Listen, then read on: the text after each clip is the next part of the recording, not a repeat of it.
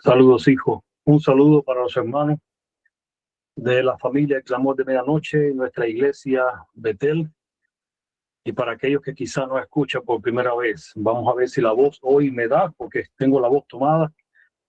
Debe ser por el dolor. Tengo un problema de lo que se llama el túnel carpiano. Es la cavidad de la muñeca por donde pasan eh, se me fue de la mente ahora, los nervios del brazo, de la mano. Y eso está inflamado y me provoca un dolor que me llega hasta el hombro. Apenas he podido dormir en mi cama y esto ha empezado repentinamente desde el fin de semana pasado y nos estamos recuperando de un proceso lento. Yo le decía a alguien, este es el estudio que he preparado con dolor. Bueno, tengo dolor en mi corazón por otra cosa, pero en realidad no es fácil concentrarte y hacer un estudio para poder presentar. Y ya tengo esa experiencia. Así que bien, hermanos, debido a que hemos visto la reacción de muchos hermanos con relación al tema del bautismo, no voy a tener el tema de bautismo hoy que yo iba a tener. Eso lo voy a dejar para el próximo miércoles que me toque. Hemos decidido interrumpir esta presentación de bautismo porque veo que hay muchas dudas. Hermanos tienen mucha forma de interpretar erróneamente lo que se está diciendo. El tema de mi suegro el miércoles pasado, creo que Dios ha inspirado algo grande a través de ese estudio. Pero aún así hay hermanos que obviamente no creen y tienen problemas con Mateo 28, con Lucas y Hechos de los Apóstoles. Ahora, antes de avanzar por ese estudio, hemos decidido tener el estudio de hoy. ¿Por qué? Porque he notado, y voy a ser directo, trabajé en un hospital por mucho tiempo también, y aparte de ser directo, aprendí con los médicos a ser muy directo. El médico va a la sala, te dice, tienes cáncer, está en grado tal, no hay arreglo para ti, es preparativo, punto. Si tienes alguna pregunta que hacerme, y ahí se va. Y yo voy a ser bien claro lo que está sucediendo, hermano. Miren, cuando comenzó el auge, porque siempre el tema del Padre y del Hijo, siempre ha habido un grupo de remanentes que siempre se ha mantenido por años. Pero no podemos contradecir o negar que desde el 2019 o 20 para acá es cuando más ha crecido este movimiento del Padre y el Hijo. Y resulta que he notado ahora que dentro de este movimiento del Padre y del Hijo ha habido un falso testimonio. ¿Por qué? Porque mientras la presentación era entre los que creían en el Padre y el Hijo, o sea, entre los no trinitarios y los trinitarios en gran mayoría, no podemos decir todos al 100%, pero en gran mayoría no usan el espíritu de profecía porque no lo creen al 100% como tal. Y algunos pocos que usaban el espíritu de profecía para defender la Trinidad usan solamente 2 o 3 citas de ella que ellos creen que dicen algo, citas como el trío celestial, los 3 poderes del cielo, etcétera, etcétera. Pero el punto es que en ese tiempo me he dado cuenta que el movimiento del Padre y del Hijo dio la apariencia de ser un movimiento que cree en las escrituras, en los testimonios y en los pioneros. Porque obviamente usaban los testimonios, las escrituras y los pioneros para defender su posición.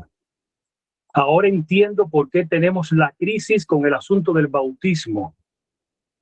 Porque a través de esta crisis, ahora se está revelando una gran mayoría de hermanos que creíamos que eran adventistas del séptimo día. Y no quiero que nadie se ofenda.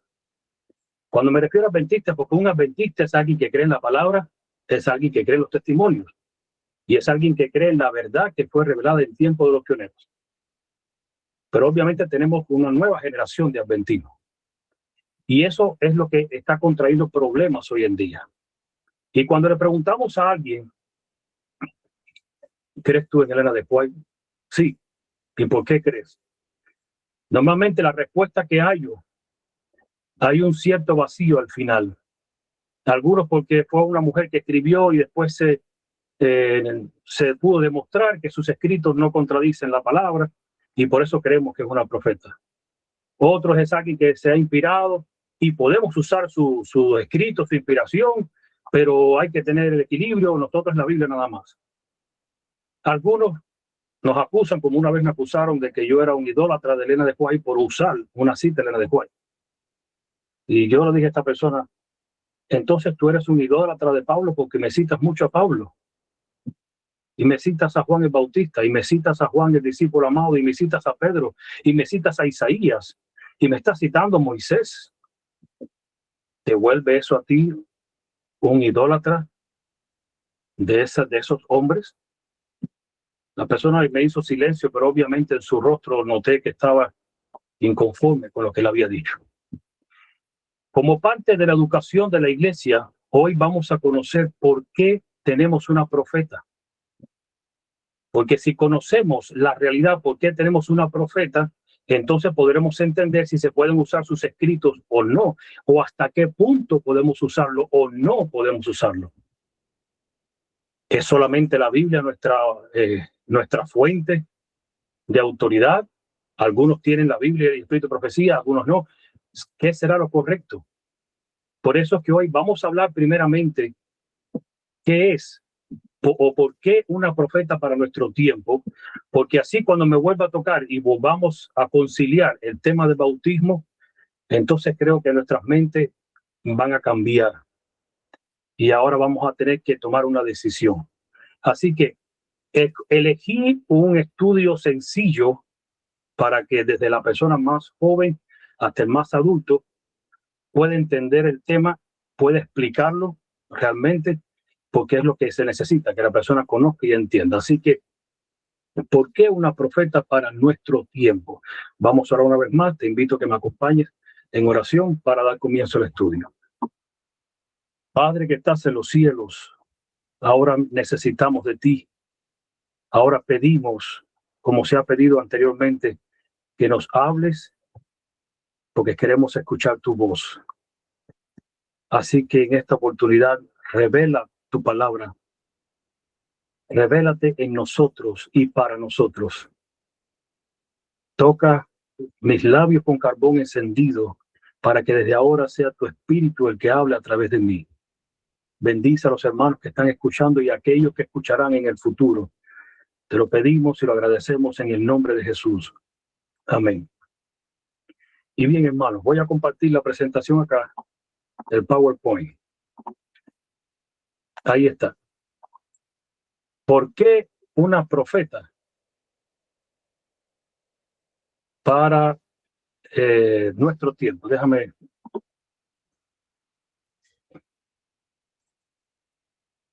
ver si lo hacemos de la forma correcta. Ahí está. La pregunta es, ¿cómo elige Dios revelarse a sí mismo? Es la pregunta que nos vamos a hacer nosotros. ¿Cómo es que Dios siempre ha elegido revelarse a sí mismo? Ustedes tienen ahí en pantalla. En Amós capítulo 3, versículo 7, dice así, porque no hará nada Jehová el Señor sin que revele su secreto a sus siervos los profetas. Así que lo primero que vamos a notar, cada uno de nosotros, es que Dios se revela siempre a través de sus siervos los profetas. Esa es la forma que Dios elige revelarse siempre, mayormente directamente para con el ser humano, a través de un profeta. Ahora bien, la siguiente pregunta sería, ¿para qué se revela Dios a la humanidad? Bueno, ahí está Números, capítulo 12, versículo 6. Dice así, Él les dijo, oíd ahora mis palabras, cuando haya entre vosotros profeta de Jehová, le apareceré en visión, en sueños hablaré con él.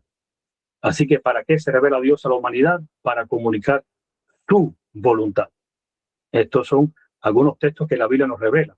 Siguiente pregunta, ¿tendrá la iglesia de los últimos días el don profético?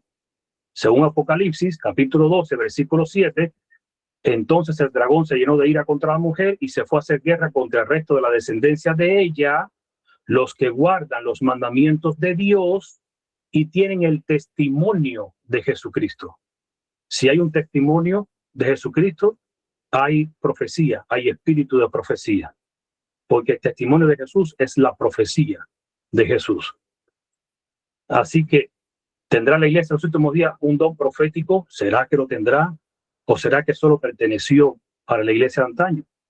Y en Apocalipsis, capítulo 19, versículo 10, dice: yo me postré a sus pies para adorarle, y él me dijo: mira, no lo hagas, yo soy consiervo tuyo, le está diciendo el ángel a Juan, y de tus hermanos que retienen el testimonio de Jesús.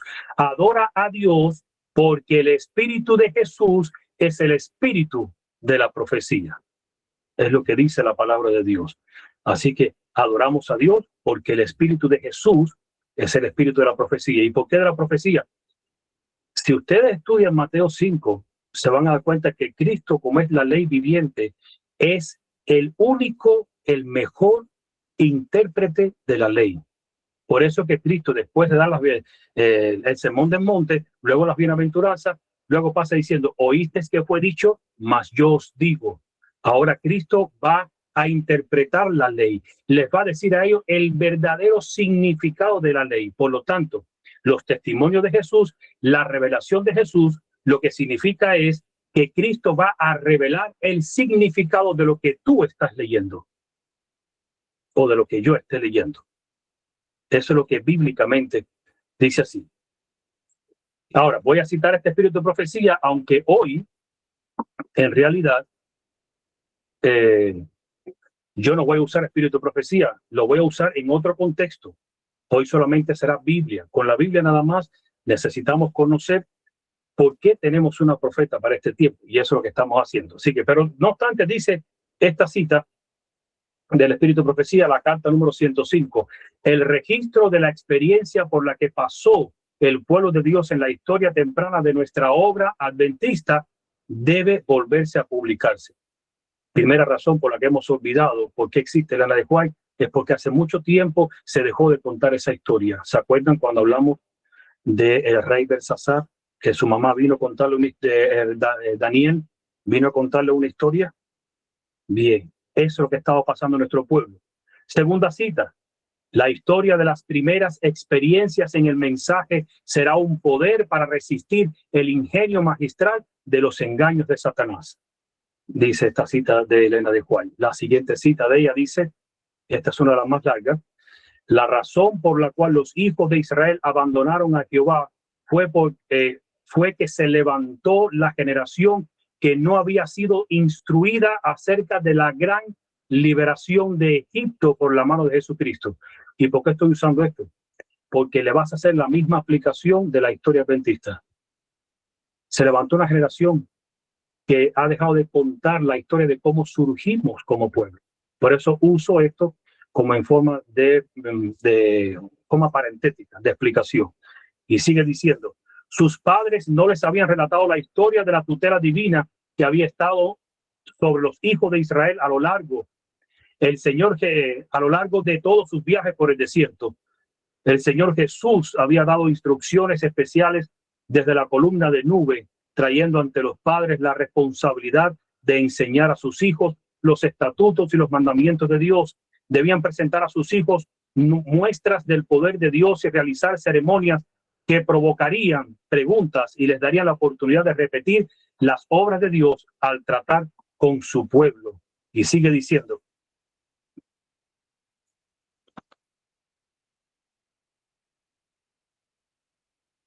un momentico, a mí se me fue acá en la...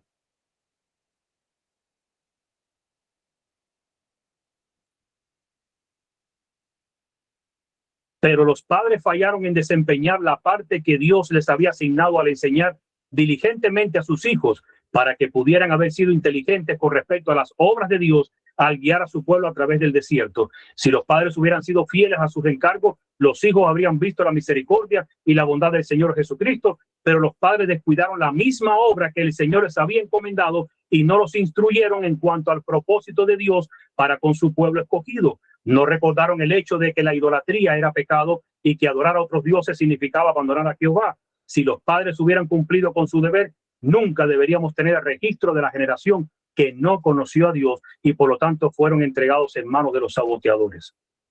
¿Y por qué presento esto? porque toda la responsabilidad que fallaron en tiempo de Israel es la misma responsabilidad que falló en tiempo de nuestros padres pasados. No directamente nuestros padres, hay algunos que sus padres no nacieron en el Evangelio. Pero me refiero que esto es lo que se ha olvidado en la iglesia. Y hoy en día, cuando hablo con muchos hermanos, encuentro que para ellos los testimonios no tienen nada que ver, no juegan ningún papel y hacen cosas peores todavía. Yo después les diré. Así que la pregunta es, ¿por qué Elena de White? Es la pregunta que yo me hago. ¿Por qué no otra persona? ¿O por qué tenemos una profeta para nuestro tiempo? ¿Por qué sabemos que es el profeta correcto? ¿Será que debemos esperar a otro profeta en el futuro? ¿Queda alguna profecía pendiente por cumplirse? ¿Cómo se originó nuestra iglesia? ¿Hubiéramos podido existir sin la intervención de Dios a través del don de profecía, etcétera, etcétera? Uno de los métodos más sencillos de entender por qué Dios levantaba un profeta en cada tiempo es mirándolo a través de las profecías. Por eso es que hoy vamos a analizar un patrón que se observa en muchas de las profecías que hay en la Biblia. He escogido 5 profecías. La profecía del diluvio, la profecía del éxodo, del cautiverio, ese cautiverio es el cautiverio de Judá con Babilonia, la profecía de la venida del Mesías y la purificación del santuario. Solamente con esas 5. Porque vamos a ver el patrón que se repite en estas profecías. De esta forma, cuando lleguemos al final, veremos si se cumple o no hoy en día. ¿Cuál es el patrón? Ustedes lo tienen ahí en pantalla. Número 1, Dios llama a un profeta. Siempre es así, siempre ha sido así. Le imparte un mensaje a ese profeta. Da una profecía de tiempo a ese profeta. Hay un mensaje de juicio dentro de esa profecía. El mensaje no es una verdad presente para este profeta. Llegado el cumplimiento de la profecía, Dios levanta a otro profeta. Este declara que el mensaje anterior ahora se está cumpliendo. Y por último, este profeta o Dios guarda un remanente a través del profeta. Este es un patrón. Vamos a ver si se repite este patrón en estas 5 profecías, pero podemos elegir otras que veamos en la Biblia. Así que, primera profecía, el diluvio. Vayamos al diluvio. En Judas 1, 14 y 15 dice, de estos también profetizó Enoc, séptimo desde Adán, diciendo, he aquí, vino el Señor con sus santas decenas de millares para hacer juicio contra todos y dejar convictos a todos los impíos de todas sus obras impías que han hecho impíamente y de todas las cosas duras que los pecadores impíos han hablado contra él. ¿Qué es lo que pasa con Enoc? Según Judas, que la profecía del diluvio Dios no se la entregó directamente a Noé, primeramente fue a Enoc. Y le mezcló inclusive la profecía con la segunda venida de Cristo. Esto no es algo nuevo. Cristo ha mezclado el evento cuando le habló a los discípulos de Jerusalén. Les habló, si ustedes ven ahí en Mateo 24, de 37 a 39, digo, más como en los días de Noé, así Cristo comparó el diluvio con la venida del Hijo del Hombre. O sea, es una forma normal que siempre se ha usado. Ahora, pero me voy a concentrar en Enoc, en la profecía del diluvio. En Génesis 5:21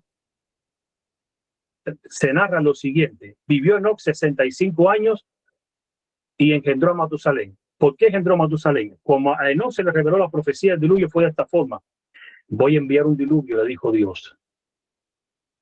Y Enoc preguntó, ¿y cuándo será ese diluvio? Y Dios le dijo, no se te será revelada la fecha, solo te diré que cuando muera tu hijo mayor, el primero, tu primogénito, el primer hijo tuyo, será enviado el diluvio.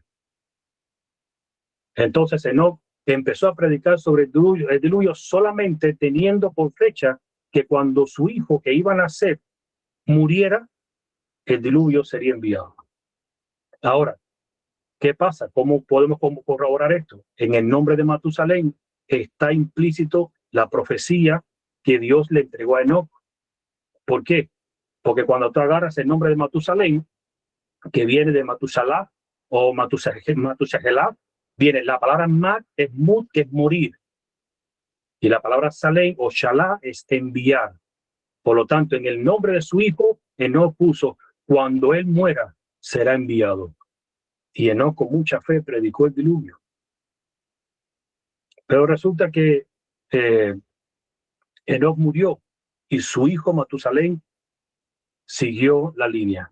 Ahora, la tradición judía y el libro de Jacer dicen que Matusalén murió 10 días antes del diluvio. Pero nosotros no vamos a usar el libro de Jacer, aunque es un libro que lo menciona la Biblia, pero no vamos a usar el libro de Jacer, vamos a usar la Biblia nada más. Por lo menos tenemos que descubrir si Enoc o murió, si Matusalén o murió 10 días antes, como dice el libro de Jacer, o por lo menos murió en el tiempo cuando el diluvio fue enviado. Eso vamos a ver si lo podemos descubrir. En Génesis 5, del 25 al 28, dice, vivió Matusalén 187 años y engendró a Lamec.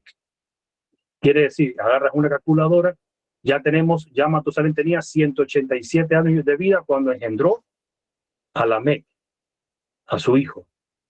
Y luego más adelante dice, y vivió Lamec 182 años y engendró un hijo, y ese hijo fue Noé. Entonces, ahora sumamos, si Matusalén tenía 187 años cuando engendró a Lamec, y 182 años después Lamec engendró a Noé, Matusalén tendría en ese tiempo 369 años de vida.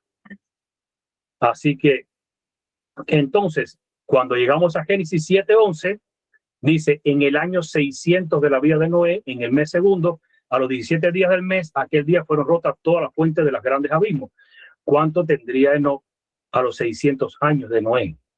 Bueno, 369 más 600 son 969, y podemos corroborar con la Biblia en Génesis 5:27 que Enoc murió, Matusalén murió con 969 años. Por lo menos bíblicamente podemos demostrar que Matusalén murió en el mismo año en que llegó el diluvio.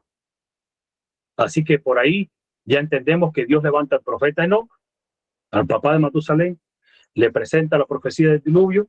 La profecía del diluvio encierra juicio, en este caso el juicio era contra la humanidad. La profecía no era para tiempo de Enoc, y en el momento que se está cumpliendo la profecía, Dios levanta a un profeta. ¿Quién fue el profeta? El profeta fue Noé. Por eso es que en segunda de Pedro, capítulo 2, versículo 5 dice, y si no perdonó al mundo antiguo, sino que guardó a Noé, pregonero de justicia, con otras 7 personas, trayendo el diluvio sobre el mundo de los impíos. Así que se cumple el patrón que hemos visto al principio, donde no solamente Dios levanta a Noé para declarar que se está cumpliendo la profecía, sino que guarda un remanente con Noé. En este caso solamente, tristemente, fue su propia familia. Así que, segunda profecía, para ver si se van cumpliendo estos datos. En Génesis 20, a Abraham se le revela una profecía. 27, dice así, ahora pues, devuelve la mujer a su marido, porque es profeta, y orará por ti, y vivirás. Y si no la devolvieres, sabe que de cierto morirás tú y todos los tuyos. Por lo tanto, bíblicamente, yo puedo decir que fue Dios quien declaró que Abraham era un profeta. Así que, por lo tanto, si vamos a Génesis 15, del 13 al 15, ahora sí, vamos a ver lo que Dios le estaba revelando a Abraham. Dice, entonces Jehová dijo a Abraham, ten por cierto que tu descendencia morará en tierra ajena. Y dentro de esa profecía sigue diciendo, y será esclava allí, y será oprimida 400 años. Ahora, Dios le está entregando esta profecía del tiempo a Abraham, y contiene juicio. Sigue diciendo el versículo 14, mas también a la nación a la cual servirán juzgaré yo, y después de esto saldrán con gran riqueza. Y ojo que el juicio aquí no era contra los hombres exactamente, iba a ser contra Egipto directamente. Y esto es otro estudio, porque este juicio fue de misericordia, aunque estaba lleno de plagas. El juicio final de Egipto fue con los asirios después. Eso es otra historia. Vamos a ver, sigamos con este. Y versículo 15, y tú vendrás a tus padres en paz y serás sepultado en buena vejez. Así que Dios entregó una profecía al profeta Abraham. En esa profecía se involucraba juicio. La profecía no era para Abraham. Por lo tanto, Dios tiene que levantar a otro profeta para el cumplimiento de esta profecía, y debería de guardar un remanente. En Oseas 12:13 dice, y por un profeta Jehová hizo subir a Israel de Egipto, y por un profeta fue guardado.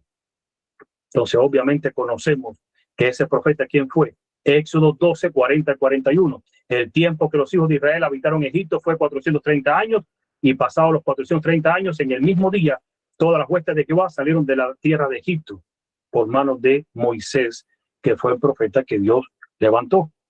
Así que en esta profecía vemos nuevamente el mismo patrón que se repite. Hay una profecía de tiempo para un profeta, no es para ese tiempo, hay juicio involucrado en la profecía, y luego Dios levanta otro profeta y guarda un remanente. Tercera profecía, el cautiverio de Judá. En Jeremías 25, 11 y 12 dice así: toda esta tierra será puesta en ruinas y en espanto, y servirán estas naciones al rey de Babilonia 70 años. Ahora Dios le está diciendo a Jeremías, por 70 años esta nación de Judá va a servir a Babilonia. Y sigue diciendo el 12: y cuando sean cumplidos los 70 años, castigaré al rey de Babilonia y a aquella nación por su maldad, ha dicho Jehová, y a la tierra de los caldeos, y la convertiré en desierto para siempre. ¿Ha involucrado juicio? Sí. En este caso aquí el juicio no es con la humanidad, es con la nación de Babilonia. Eso también tiene otro estudio. Pero el punto es que Dios a Jeremías le está dando una profecía que no iba a tener cumplimiento en su tiempo. Encierra juicio la profecía, y ahora se supone que Dios levanta un profeta para declarar que esa profecía se ha cumplido. ¿Dónde estará ese profeta? Daniel capítulo 9, versículo 2. En el año primero de su reinado, yo, Daniel, miré atentamente en los libros el número de los años de que habló Jehová al profeta Jeremías, que habían de cumplirse las desolaciones de Jerusalén en 70 años. Quiere decir que ahí Daniel descubrió que se acaban de cumplir los 70 años que Dios había revelado desde Jeremías, y se lo reveló a Jeremías mucho antes de que Babilonia viniera y tomara Judá. Por eso es que se describe en el capítulo 9 de Daniel la oración de Daniel. Ahora bien, guardó Dios un remanente. En Esdras 1, 2 y 3 dice: así ha dicho Jehová, así ha dicho Ciro, rey de Persia: Jehová, el Dios de los cielos, me ha dado todos los reinos de la tierra, y me ha mandado que le edifique casa en Jerusalén, que está en Judá. Quien haya entre vosotros su pueblo, sea Dios con él, y suba a Jerusalén, que está en Judá, y edifique la casa a Jehová, Dios de Israel. Él es el Dios, la cual está en Jerusalén. Así que a través de Esdras y Nehemías, que Daniel los confirió, Nehemías como gobernador y Esdras como el escriba, el líder espiritual, se guardó un remanente. En este caso solamente fue el pueblo judío. Pero mi punto es cómo se repite el mismo patrón. Se da una profecía de antemano por un profeta, pero la profecía no es para tiempo de ese profeta. Hay juicio involucrado en esa profecía, y para cuando se está cumpliendo en esa profecía, Dios levanta otro profeta que declara que se está cumpliendo, y Dios guarda un remanente. Cuarta profecía. Ahí mismo, en el capítulo 9, Dios le reveló una profecía que estaba dentro de una profecía grande, la profecía del Mesías príncipe. En el capítulo 8, Dios solamente en el tiempo de Belsasar le había revelado a Daniel que después de 2300 tarde de mañana el santuario sería purificado, y no le reveló más nada que tendría que ver con esa profecía. Ahora, después que Daniel encuentre el cumplimiento de los 70 años de Jeremías, ahora Dios le revela una profecía que está dentro de los 2300 días. Por lo tanto,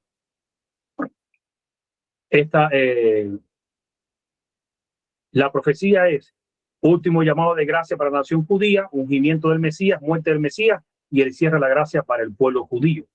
Eso estaba encerrado en las primeras 70 semanas. Miren cómo dice Daniel 9, 23 y 27.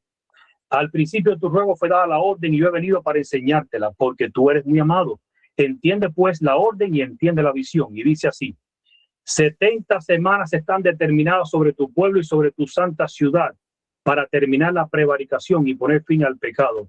Y ojo con esto, eso es otro tema que vamos a tener, los 490 años, o los primeros 490 años de la profecía de los 2300 días fueron dedicados al pueblo judío. Pero en especial, Dios le va a hacer un énfasis a Daniel en la última semana de esas 70 semanas, sigo leyendo, y expiar la iniquidad para traer la justicia perdurable y sellar la visión y la profecía y ungir al santo de los santos. Sabe pues y entiende que desde la salida de la orden para restaurar y edificar a Jerusalén hasta el Mesías príncipe habrá 7 semanas y 62 semanas. Porque el ángel lo divide, no es el punto, no es el tema, eso vamos a estudiarlo. Y fíjense que Dios le entregó 70 años de cautiverio con Jeremías y ahora Dios brinda más tiempo, 70 semanas proféticas para el pueblo de judío de oportunidad y gracia. Eso vamos a estudiarlo. ¿Qué significa 490? Es algo grande. Pero el punto es que en esta profecía Dios divide la última semana de las 70, porque era la más importante. Era la semana donde Dios iba a hacer más hincapié con el pueblo judío, donde iba a haber más señales a favor del pueblo. Y sigue diciendo, restaurar y edificar a Jerusalén hasta el Mesías príncipe, habrá 7 semanas y 62 semanas, se volverá a edificar la plaza y el muro en tiempos angustiosos. Y después de las 62 semanas, se quitará la vida al Mesías, mas no por sí, y el pueblo de un príncipe que ha de venir destruirá la ciudad y el santuario, y su fin será con inundación, y hasta el fin de la guerra durarán las devastaciones. Por otra semana confirmará el pacto con muchos. Se está hablando de lo mismo y está repitiendo. Son expresiones parentéticas, o sea, son diferentes explicaciones sobre el mismo evento. A la mitad de la semana hará cesar el sacrificio y la ofrenda. Después, con la muchedumbre de las abominaciones, vendrá el desolador hasta que venga la consumación y lo que está determinado se derrame sobre el desolador. Esta profecía no era para los días de Daniel. Esta profecía encierra juicio, y en este caso el juicio era para el pueblo judío. No iba a ser ni para Roma ni para ninguna otra nación. Así que Dios, en el cumplimiento de esta profecía sobre la última semana para el pueblo judío y el evento del Mesías príncipe, tendría que levantar a otro profeta para declarar que se estaba cumpliendo esta profecía. La pregunta es, ¿a quién o a qué profeta levantó Dios para este tiempo? Ya lo tienes en mente. Dios levantó a Juan el Bautista para predecir la llegada del Mesías y levantar juicio en contra del liderazgo del pueblo judío. Por eso se registra en Mateo 3, 1 y 2, dice, en aquellos días vino Juan el Bautista predicando en el desierto de Judea y diciendo, arrepentíos porque el reino de los cielos se ha acercado. Era Dios a través de su Hijo Emmanuel, Dios con nosotros. Mateo 3, ahora versículos de 7 al 12. Al ver él, y está hablando ahora de Juan el Bautista, al ver él que muchos de los fariseos y de los saduceos venían a su bautismo, les decía, generación de víboras, ¿quién os enseñó a huir de la ira venidera? Haced pues frutos dignos de arrepentimiento y no penséis decir dentro de vosotros mismos, a Abraham tenemos por padre, porque yo digo que Dios puede levantar hijos a Abraham aún de estas piedras. Y ya también el hacha está puesta a la raíz de los árboles, por tanto todo árbol que no da fruto es cortado y echado en el fuego. Yo a la verdad os bautizo en agua para arrepentimiento, pero el que viene tras mí, cuyo calzado yo no soy digno de llevar, es más poderoso que yo. Él os bautizará en Espíritu Santo y fuego. Su aventador está en su mano y limpiará su era y recogerá su trigo en el granero y quemará la paja en fuego que nunca se apagará. Esta profecía encierra juicio. En esta ocasión era en contra de los que rechazaban o se oponían a la llegada del Mesías, el liderazgo. Y es por esto que se habla del hacha que está lista para cortar el árbol de raíz. ¿De qué árbol se trata?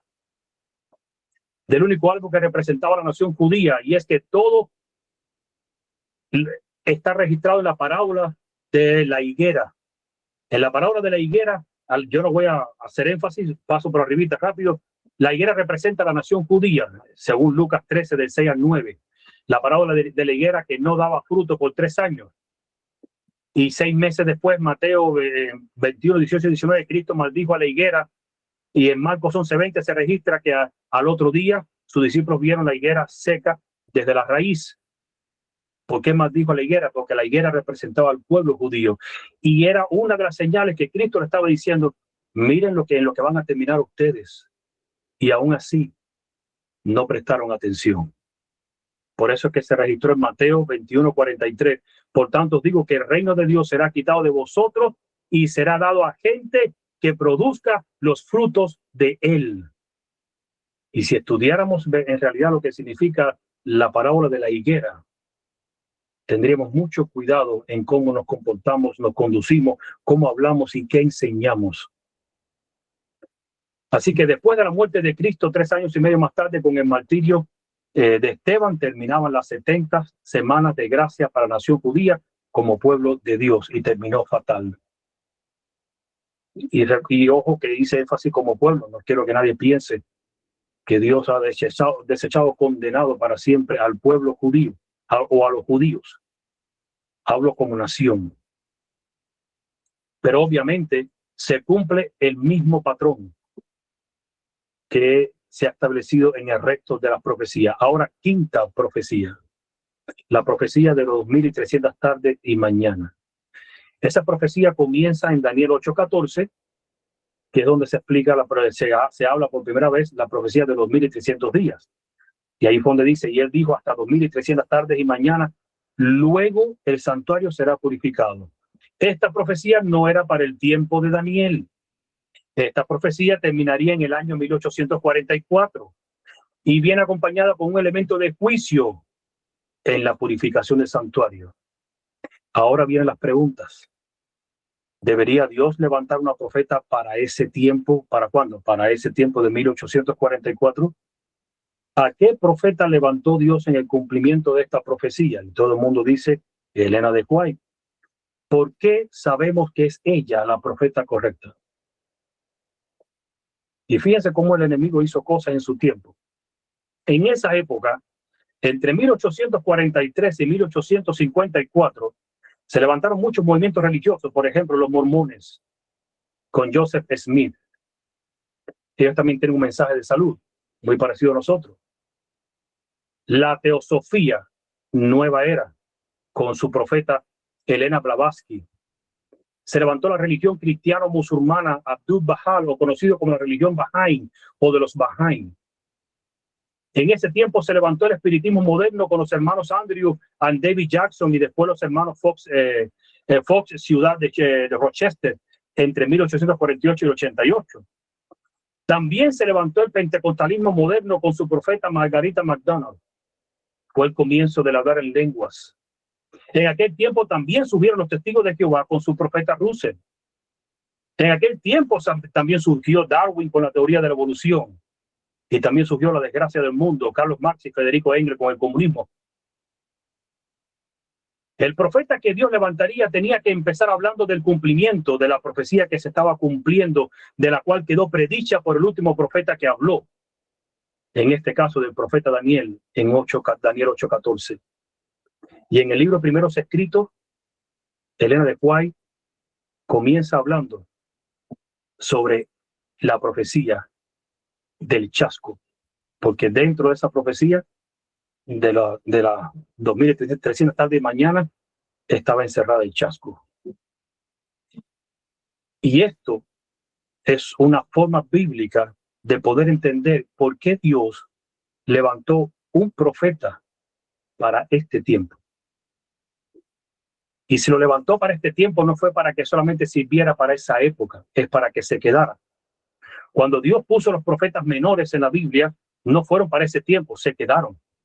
Cuando Dios levantó profetas mayores en la Biblia, no fueron solamente para ese tiempo, se quedaron. ¿Por qué hay profetas en la Biblia? Dice el Espíritu de Profecía que si el pueblo hubiera obedecido el Pentateuco, no hubiera hecho falta traer profetas.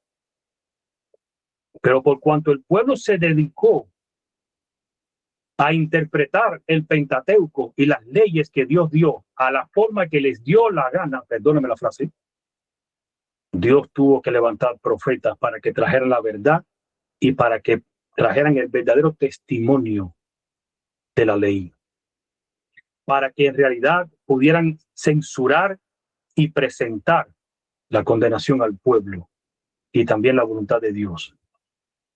Y eso se ha repetido de por vida y hoy en día está igual. Entonces, ante la pregunta, ¿esperamos otro profeta para el futuro? La respuesta es no. ¿Y por qué no? Porque no hay más profecía de tiempo determinado. El último tiempo, periodo profético, llega hasta 1844. Y de aquí te adelanto, tenemos que hablar un día sobre las profecías de tiempo que hay en Daniel 12. que pasarán con esa profecía. No es mi tema. Solo estoy contestando la pregunta. Ahora, dice Elena Despuay, este tiempo en el que el ángel declara con solemne juramento no es el fin de la historia del mundo ni del tiempo de gracia, sino del tiempo profético que precederá al advenimiento de nuestro Señor. Es decir, la gente no tendrá otro mensaje acerca de un tiempo definido después de este lapso que ahora abarca desde 1842 a 1844. No puede haber ningún cómputo definido de tiempo profético. El cálculo más prolongado llega hasta el otoño de 1844. Y un día tenemos que hablar, porque la gente cita Apocalipsis capítulo 10, versículo 6, donde dice necesario que profetices otra vez. Pero otra vez es lo mismo, no algo nuevo. Lo que era necesario es que se repitiera la profecía, no que se profetice algo nuevo. Si yo te mando a leer algo en un libro y te digo, vuelvo a leer, léelo otra vez, vas a leer lo mismo, no vas a leer algo distinto. Por eso tenemos que hablar de eso. Pero mi punto aquí es que por eso es que no esperamos otro profeta, porque el periodo de tiempo, la última profecía, abarca y llega hasta 1844 y el santuario se está purificando ahora mismo. Ya no hay más nada que esperar. Pero obviamente sí tenemos una profeta para este tiempo. ¿Cómo surgió nuestra profeta? Me llama la atención. Tengo que mencionar esto porque es parte de la historia. Es bueno contar la historia. No solamente para los niños, creo que para nosotros los adultos también. Y ustedes lo tienen ahí. William Foy fue pastor de la Iglesia Bautista, nació en el año 1818 y falleció en el año 1893. Dijo tener visiones proféticas. Una fue el 18 de enero y la otra visión la recibió el 4 de febrero de 1842. Las visiones se relacionaban con la próxima venida de Cristo. Y ojo con las visiones, porque es importante, tiene que ver con el surgimiento de la profeta que tenemos hoy en día. Y ojo con estas visiones que empezó por este hombre. Las visiones se relacionaban con la próxima venida de Cristo, los viajes del pueblo de Dios a la ciudad eterna y las glorias del estado redimido. Los viajes del pueblo de Dios a la ciudad eterna. Vamos a ver si eso es conocido después. Su obra continuó hasta el año 1844, cerca del final de los 2300 días. Entonces fue favorecido con otra manifestación del Espíritu Santo, una tercera visión que él no comprendió. En ella se le mostró el sendero del pueblo de Dios hasta llegar a la ciudad celestial. Miren que otra cosa se le presentó a él. Vio una gran plataforma o peldaño sobre el cual se reunían multitudes de personas. Ocasionalmente uno caía desde la plataforma y se perdía de vista, y de tal persona se decía que había apostatado.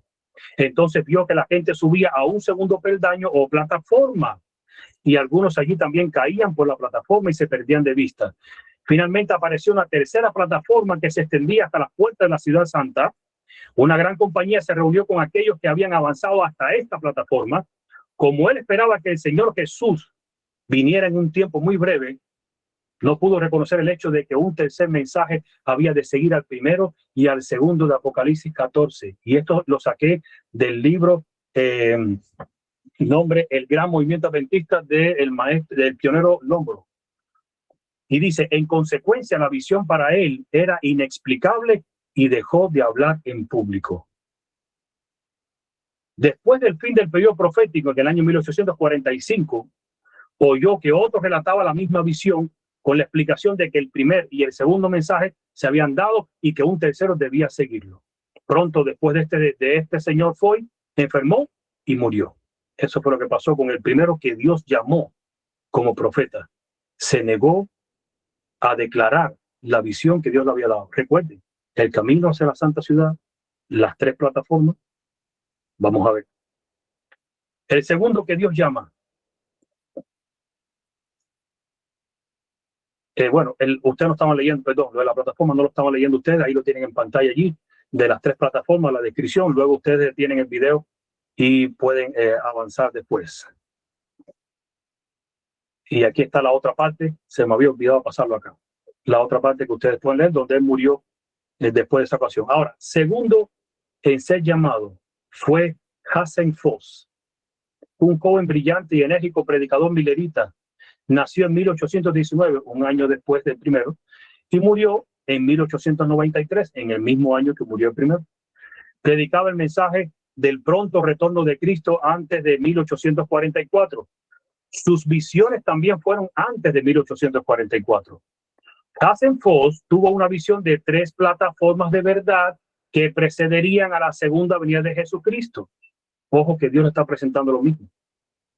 Unas pocas semanas antes de que terminara el clamor de medianoche, el Señor se acercó a él y le dio una visión en la que se le mostró el viaje del pueblo del advenimiento a la ciudad de Dios, lo mismo que ahora fue, con sus peligros.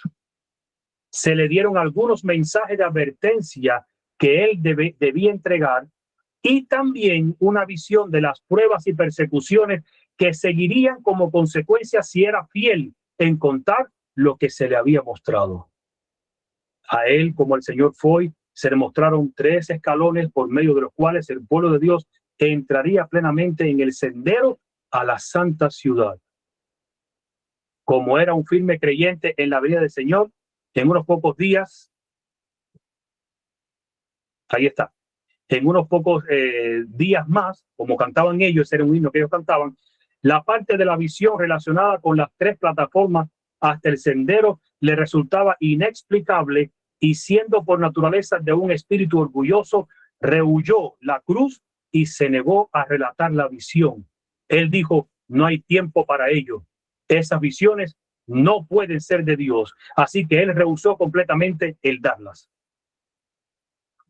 Esta le fue repetida una segunda vez y además se le dijo que si todavía rehusaba relatar lo que se le había mostrado, la carga sería quitada de él y dada a uno de los hijos más débiles del Señor, uno que fielmente relataría lo que Dios le revelara.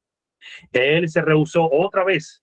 Entonces recibió una tercera visión y se le dijo que quedaba libre y la carga fue colocada sobre uno de los más débiles, entre los débiles, quien haría lo que Dios le pedía. Esto sorprendió al joven y él decidió relatar lo que se le había mostrado.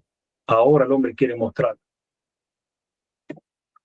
El joven quiere mostrar su visión ahora. Y de acuerdo con esto hizo arreglos para hacerlo. La gente se apretujó para verlo y oírlo.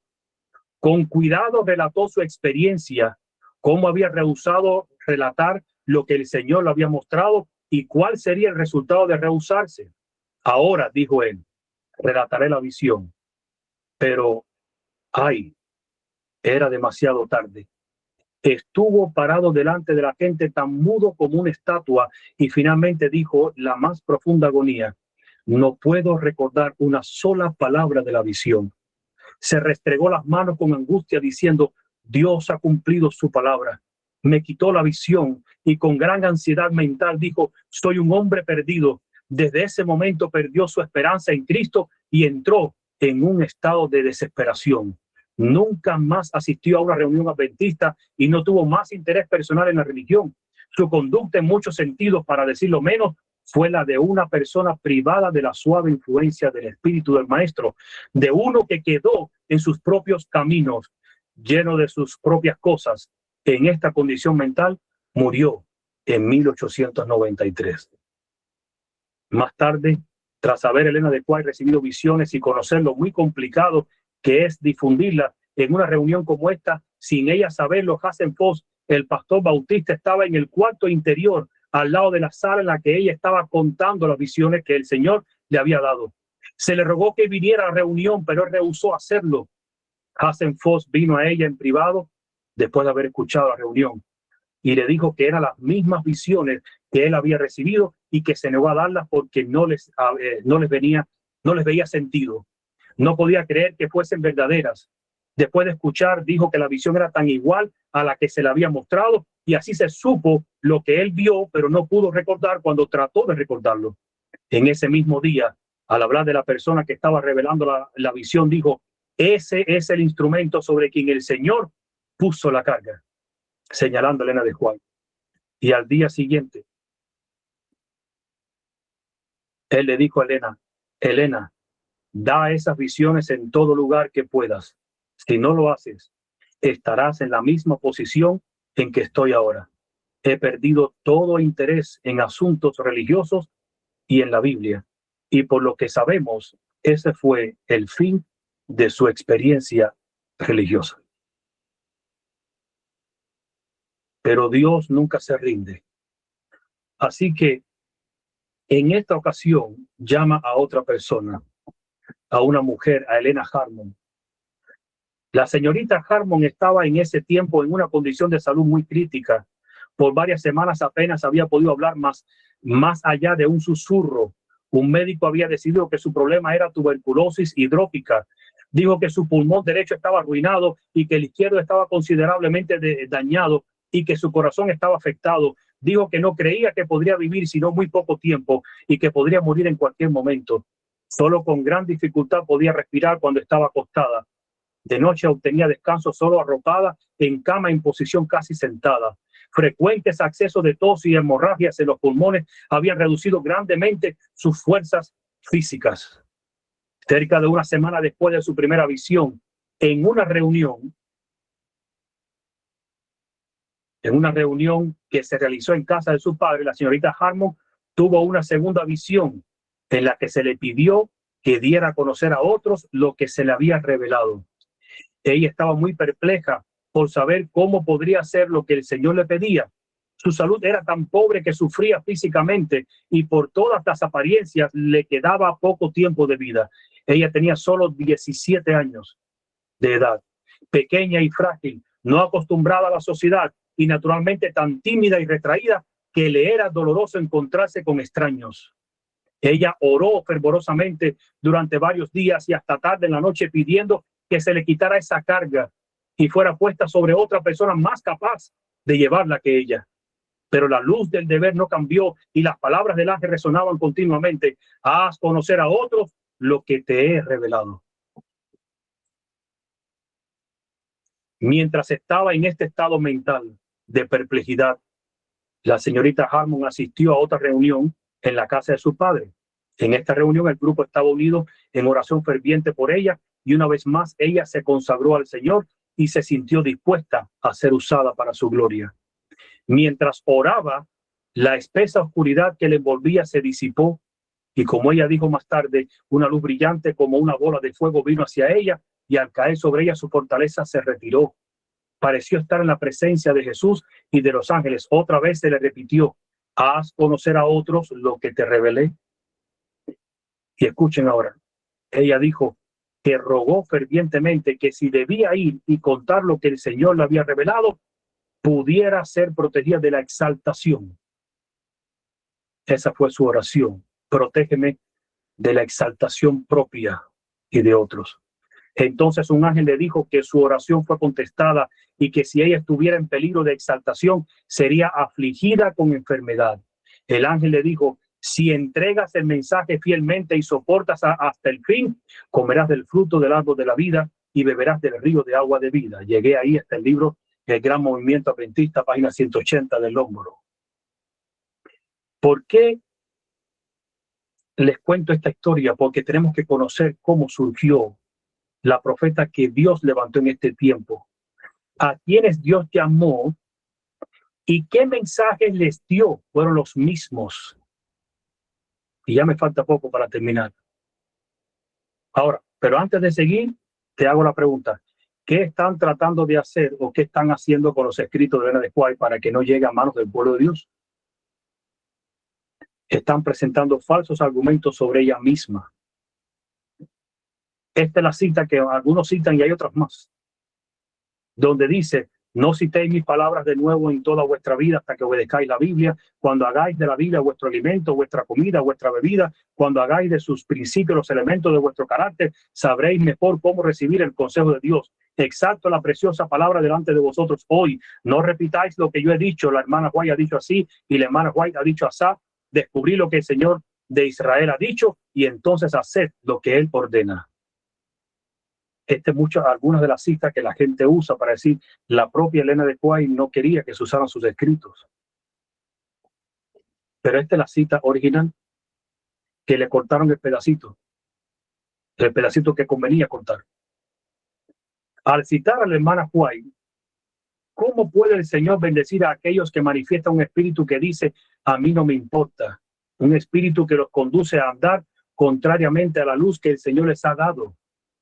Pero no os pido que toméis mis palabras. Poned a la hermana White a un lado. Estos eran hermanos que no usaban la Biblia y usaban algunas cosas de Elena de White para poder decir lo que ellos querían decir. Y ella les dice, no, si ustedes no son capaces de usar la Biblia, no pueden usar mis escritos. Y entonces continúa la cita hasta el final. No citéis mis palabras de nuevo en toda vuestra vida hasta que obedezcáis la Biblia. Cuando hagáis de la Biblia vuestro alimento, vuestra comida y vuestra bebida, cuando hagáis de sus principios los elementos de vuestro carácter, sabréis mejor cómo recibir el consejo de Dios.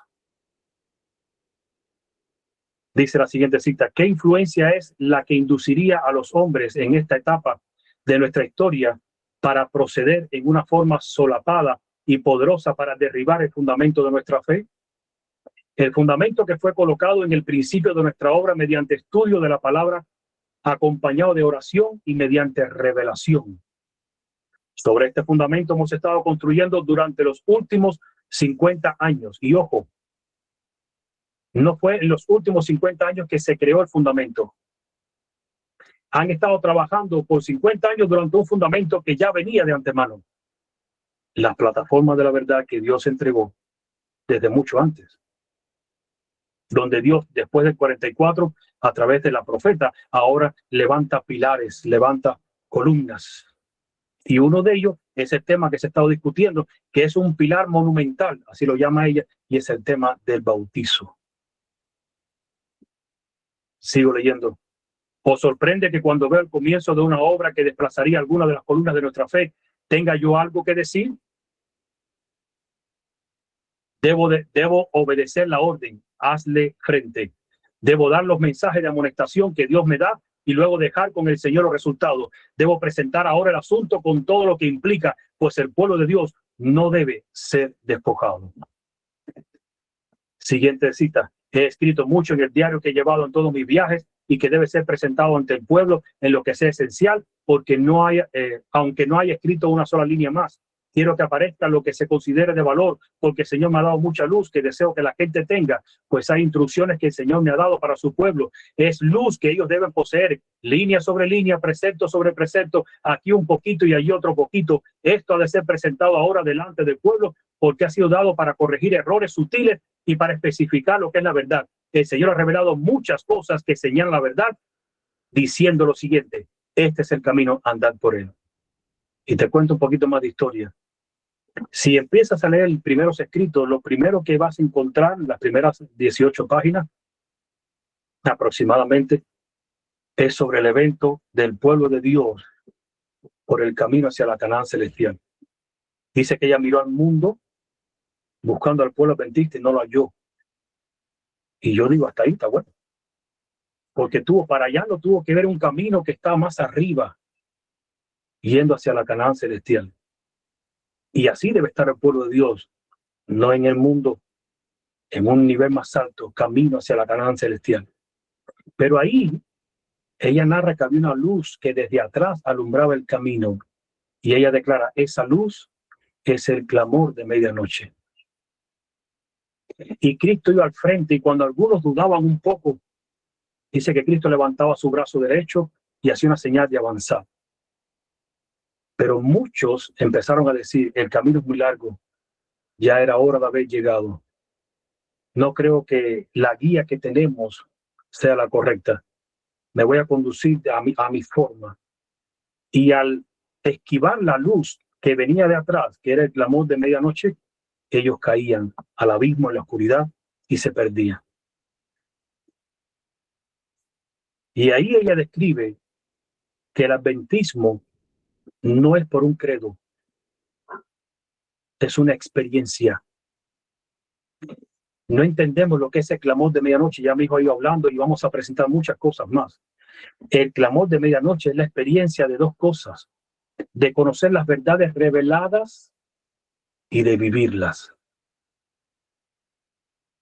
Y se están negando verdades que pertenecen al clamor de medianoche.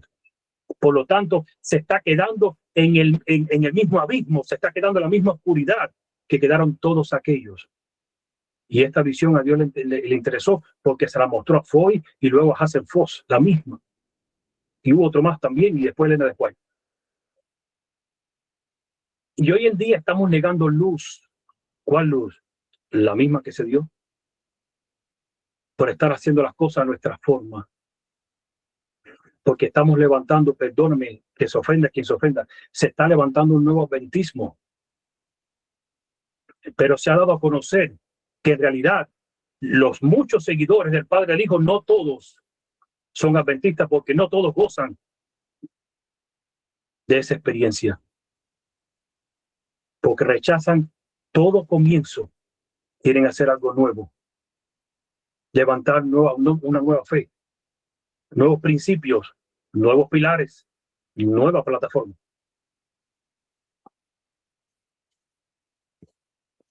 Por eso dice Isaías, a la ley y al testimonio, si no dijeren conforme a esto, ¿por qué no les ha amanecido? ¿Qué significa esto? Por eso cuando hablo con muchos, me maravillo cuando me dicen, no me usa el espíritu de profecía, o no uso los testimonios. Entonces solamente de Isaías cumplo con la primera parte, a la ley. La mayoría de la gente que se niega a usar los testimonios es porque saben que los testimonios hay algo que contradice lo que ellos creen. Y eso es lo que se está negando. Esa es la nueva experiencia por la cual se está atravesando. Si eliminas los testimonios, estás eliminando la fuente que Cristo dio para que nosotros entendiéramos y conociéramos si estamos interpretando correctamente o no la palabra de Dios. Y es lo que yo le digo a muchos que hablan conmigo. Y vamos a hablarlo después cuando tengamos el tema del bautismo. Tú puedes presentarme tu argumento sobre Hechos de los Apóstoles y yo te voy a presentar mi argumento sobre Hechos de los Apóstoles. Y vamos a estar peleando la noche entera, que de hecho no me gusta discutir con ellos asuntos de Biblia. En ese aspecto respeto mucho la palabra, no se puede usar para eso. Y no deberíamos discutir la noche entera cuando en realidad tenemos un árbitro, tenemos a alguien que dejó algo para que declare quién de los dos está en un error. Y el punto sería fácil. Si soy yo, punto. Tengo que acabar esto. Si usáramos el espíritu de profecía, donde Cristo, que es la ley viviente, que es quien interpreta la ley, nos dice qué es el significado de Hechos de los Apóstoles y qué es el significado de Mateo y de Lucas, no hubiera discusión en el pueblo adventista. Pero queremos negar los testimonios porque no me conviene. Y queremos usar la palabra. Y en la palabra, tú pones tu argumento, yo pongo el mío. ¿Y cuándo acabamos esto? ¿Hasta dónde vamos a llegar? A la ley y al testimonio. Yo sí creo en los testimonios porque son reales, son de Cristo. Él los dio. Era necesario para este tiempo. Por eso es que Dios hizo surgir su profeta. Algunos creen y algunos dicen, no, porque Elena de Cuay en su tiempo, ella todo lo probaba con la Biblia. Pero para los días que nosotros vivimos hoy, necesitamos los testimonios. De lo contrario, Dios nos hubiera tomado el trabajo de darlos. Y este es el primer ejemplo que tenemos de los que necesitamos los testimonios, porque agarramos la Biblia y empezamos a interpretarla como queremos y no permitimos que sea Dios quien dé la última palabra. ¿Qué era en el tiempo de Isaías los testimonios? Porque si vamos a ver, lo que tenemos por ley era el Pentateuco y el libro de Job. Pero luego tienen que surgir otros libros y otros libros. La pregunta es ¿y qué hay de los profetas que existieron después de Isaías? O sea, ¿qué hay del resto de los profetas mayores y menores? Jeremías, Ezequiel, Daniel, Juan, el discípulo amado, etcétera, etcétera. ¿Esos no son profetas? ¿No tuvo Dios que levantar a esos profetas? ¿Y por qué tuvo que levantarlos? Por lo mismo que hoy en día se está levantando. Por lo tanto, hermanos, voy a hacer una declaración. Y esta declaración es para que la gente no tenga duda de lo que creemos. Creo que la palabra de Dios es mi norma de autoridad y única norma de autoridad. Eso. Pero, ¿hay un pero? Sí. Creo que los testimonios me muestran la verdadera interpretación de la palabra de Dios y son revelación de Dios. Y creo también, hay otra cosa más, Creo en los pioneros adventistas como los testigos de la verdad. Ellos atestiguaron de esa verdad. Ellos dieron a conocer la plataforma de la verdad. Ellos vieron en la verdad, o sea, vivieron en la verdad y murieron siendo fiel a la verdad. Por eso que cuando hay discusión entre nosotros, lo primero que tendremos que hacer, vayamos a los testimonios a ver qué Dios reveló. Pero aún más, vayamos a nuestros pioneros sobre los cuales Dios, o sea, con los cuales Dios creó su iglesia, levantó la iglesia de Filadelfia. Y la iglesia de Filadelfia no fue levantada bajo errores o mitad verdad y mitad mentira. La iglesia de Filadelfia no contiene errores. Hay una plataforma de verdad completamente. Cómo ellos interpretaron la Biblia también, cómo lo entendieron.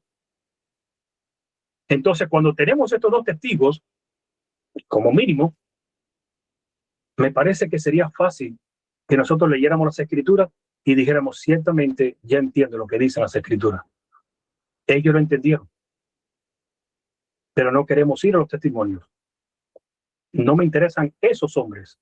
Me interesan los hombres actuales, los hombres que no han sido probados todavía su fe, hombres que no se sabe en realidad qué es lo que hay en lo profundo de su corazón. Al menos ellos murieron, ya conocemos su historia. Pero si yo no creo, si yo digo ser adventista, es porque yo pertenezco a eso, a ese grupo, a esa verdad, a esa plataforma, a esa experiencia. Porque contengo los testimonios de Cristo de hoy en día, los de antaño en su palabra y los de hoy en día revelados para nosotros. Y porque tengo su palabra como la única antorcha de la verdad. Ninguna de las tres cosas contradice a la otra. Pero eso no es la experiencia de muchos hoy en día. En los últimos días, hermanos, habrán dos grupos. El uno está descrito en el libro de Mateo por las palabras de Cristo, pero yo espero que no seas como estos, a los cuales Cristo les tuvo que decir lo siguiente. Mateo 23, 37 y 38. Jerusalén, Jerusalén, que matas a los profetas y apedreas a los que te son enviados. ¿De qué se acusa Jerusalén? De matar a los profetas. ¿Qué hacen los adventistas actuales hoy en día? Matamos a los profetas y a la profeta. Porque me da gracia que podemos usar a la profeta para justificar la no trinidad y hasta los pioneros también. Pero cuando se habla del bautismo no queremos usar ni profetas ni pioneros. Entonces somos unos oportunistas que usamos las cosas según mi antojo y mi conveniencia. Pero de lo mismo que se acusó al pueblo judío, es de lo mismo que se nos acusa a nosotros si entramos en lo mismo. Jerusalén, Jerusalén, que matas a los profetas y apedreas a los que te son enviados. ¿Cuántas veces quise juntar a tus hijos como la gallina junta su polluelo debajo de las alas y no quisiste? Y si nosotros entendiéramos este ruego de Cristo y lo asimiláramos a nosotros, me parece que nuestra vida cambiara o cambiaría. Versículo 38, ve aquí vuestra casa os es dejada desierta. ¿Desierta de qué? Del Espíritu de Cristo. Hay muchos predicadores que han sido dejados desiertos del Espíritu de Cristo por negar al Espíritu de Cristo, por negar sus testimonios. Hay muchos que hablan y presentan un evangelio muy lindo, supuestamente, pero su casa está dejada desierta. Y eso es muy triste, porque no hablo para acusar a nadie. Y esto no se trata para que nosotros señalemos a otros diciéndole, ustedes son de los falsos adventistas, no se trata de eso. Se trata que tenemos que analizar. Olvídate del de al lado, mírate tú. Mírate a ti mismo, a ti misma. Y analiza en qué estás creyendo. Y Cristo termina, no está puesto en el PowerPoint, y qué lástima. En el versículo 39 de Mateo 23 termina diciendo, porque os digo que desde ahora no me veréis hasta que digáis, bendito el que viene en el nombre del Señor. Y tú dirás, no, pero mira que van a decir, cuidado. Esa es una frase que será arrancada de la boca de los impíos, porque tendrán que reconocer que a ese, a quien ellos rechazaron, es el bendito que viene en el nombre del Señor. Y yo espero que nosotros no seamos de ese grupo. que nosotros no seamos del grupo que mata a los profetas y que elimina a los que fueron enviados. El otro grupo está descrito por el profeta Isaías, y yo espero ciertamente que todos seamos de este grupo, porque los primeros descritos en Mateo son los enemigos de Cristo. Pero estos, los cuales menciona el profeta Isaías, son los hijos de Dios. Y eso no está en pantalla ahí. Isaías 25, del 8 al 10, búsquenlo en sus Biblias. Tendré que ponerlo después, qué lástima. Dice Isaías 25, del 8 al 10, destruirá a la muerte para siempre, y enjugará Jehová el Señor toda lágrima de todos los rostros, y quitará la afrenta de su pueblo de toda la tierra, porque Jehová lo ha dicho. Y se dirá en aquel día, he aquí, este es nuestro Dios, le hemos esperado y nos salvará. Este es Jehová a quien hemos esperado, nos gozaremos y nos alegraremos en su salvación, porque la mano de Jehová reposará en este monte, pero Moab será hollado en su mismo sitio, como es hollada la paja en el muladar. Estos sí son los hijos de Dios. Ellos no dirán, he aquí el bendito que viene en el nombre de Dios. Ellos dirán, este es nuestro Dios, en quien hemos esperado y él nos salvará. Pero ¿tú crees que tú puedas ser de ese grupo de Isaías 25, del 8 al 10? Si tú vas en contra de este último texto, segunda de Crónicas 20:20, y cuando se levantaron por la mañana salieron al desierto de Tecoa, y mientras ellos salían, Josafat, estando en pie, dijo, oídme Judá y moradores de Jerusalén, creed en Jehová vuestro Dios y estaréis seguros. Creed en sus profetas y seréis prosperados. No va a haber prosperidad en nuestros hogares. No va a haber prosperidad en nuestras vidas. No va a haber prosperidad en nuestros ministerios. No va a haber prosperidad en nuestras iglesias. No va a haber prosperidad en ningún pueblo que no crea en Dios para que pueda estar seguro y que no crea en sus profetas para que puedan ser prosperados. Lo siento mucho. Y esto es un mensaje triste. No lo tomes como ataque a nadie. Creo que es una reprensión. Creo que Dios nos está agarrando por el hombro, nos está estremeciendo. A ver si despertamos y dejamos el rechazo que estamos haciendo, el rechazo que estamos llevando a cabo. A ver si paramos de ir en contra de lo que Él dice y de lo que ha designado y nos abrimos completamente, sinceramente y ampliamente a lo que Él revela y lo aceptamos y punto, sin problema ninguno. No compliquemos la vida. Ahora sí, cuando me vuelva a tocar, vamos a seguir otro trasfondo, otra forma de estudiar Mateo 28, 19, con Lucas y Hechos de los Apóstoles. Y teniendo esto en nuestra mente, espero que el Espíritu de Dios te pueda hablar bien claro y que puedas entender qué es lo correcto que debemos creer, cómo estoy interpretando la Biblia y cómo estoy recibiendo la palabra de Dios. Hermano, que Dios te bendiga, que Dios te guarde, que nos ayude en este tiempo tan difícil de poder aceptar su voluntad. Y veo que se hace tan difícil aceptar la voluntad de Dios porque queremos presentar o vivir nuestras vidas como nosotros queremos. El evangelio es tan fácil, seguir a Cristo es tan fácil, nosotros lo hacemos difícil. Espero que medites en lo que está sucediendo alrededor tuyo. Si eres de las personas que niegas algo, espero que medites qué estás negando y por qué lo niegas. Espero que entiendas que en el tiempo de Cristo se estaba haciendo lo mismo que se está haciendo ahora. Se cambian los mandamientos de Dios y los testimonios de Cristo por tradiciones humanas. Y eso es un gran problema, porque le estamos dando prioridad a tradiciones humanas que a lo que Dios ha establecido. Cristo es la ley viviente. Cristo es el intérprete de la ley. Sus testimonios son muy importantes.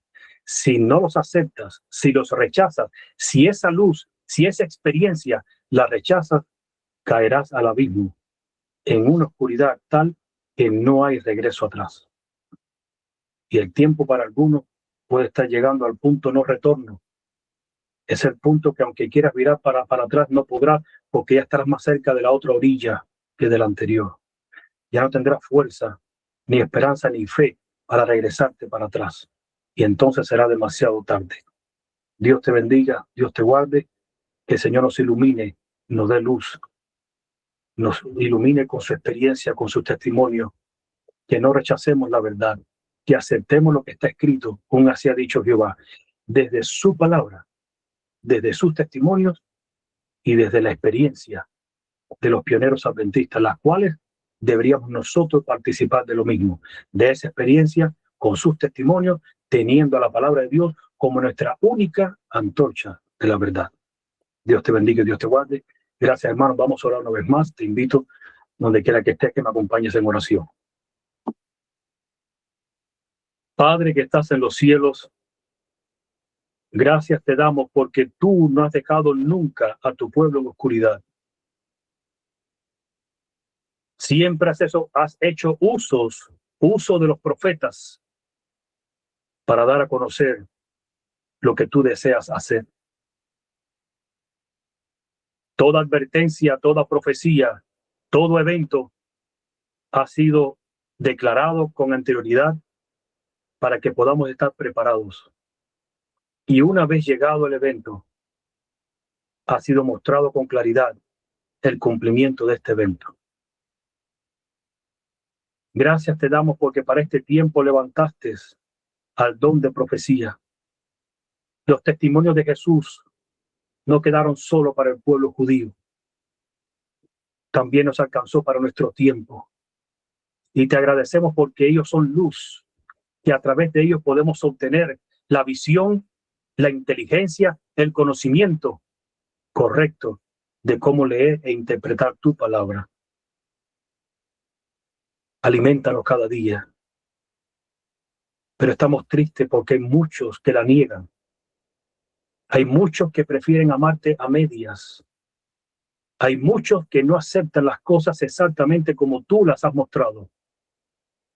Hay muchos que le hacen rechazo a la luz de la experiencia del adventismo.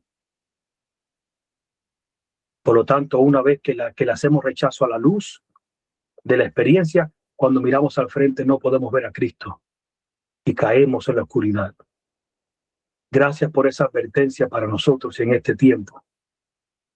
Pero permite que cada hermano aquí presente no resista la luz para poder ver a Cristo y seguir hacia adelante. Es un camino escabroso, es un camino difícil, es un camino que quizás parece largo, es un camino donde los que te rodean hay cobardes y traidores. Hay muchos que quieren arrastrarte hacia el abismo junto con ellos, pero nosotros preferimos asignos de tu brazo poderoso.